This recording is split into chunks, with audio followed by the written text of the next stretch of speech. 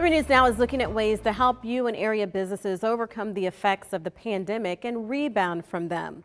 When we think of poverty, it comes in many forms: housing, jobs, food, clothing.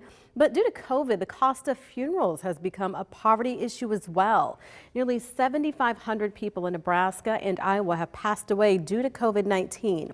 Well, last week, FEMA and members of Congress announced help for low-income people to get financial assistance to bury a loved one. 3 News Now reporter Danielle Davis takes a look at how funeral poverty is affecting people in the metro area.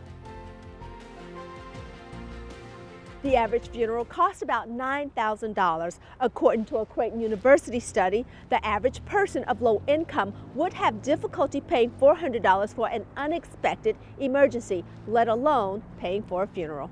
Help for those having to bury a loved one due to COVID is here. The government has announced that those in need can receive up to $7,000 in reimbursement from FEMA for funeral services. Nothing breaks your heart more than seeing parents, grandparents on Zoom saying goodbye to their children and grandchildren. They're in the hospital dying of COVID. They can't hug each other. They can't be near each other. They can't kiss each other. It's awful.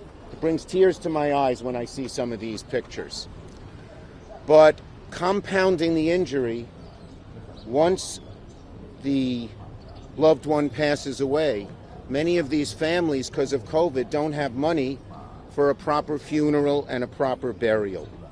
And that is just awful and inhumane.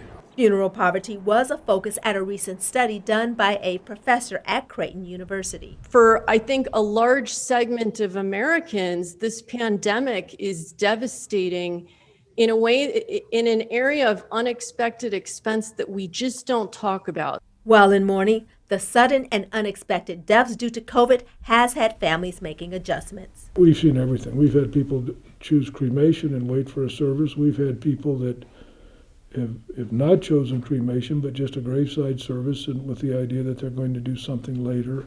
During this sometimes longer than usual wait, some funeral homes charge storage fees. Death care services are the third largest category of expense for consumers in the United States, behind housing and cars. Because of the expense, some families are turning to cremation. But along with dealing with the deaths, the wait times, financial burden, the emotional effects are taking their toll. People have been robbed of their traditions. Some people feel as though they have no closure with regard to the loss of their loved ones, or that their loved ones have been robbed of dignity.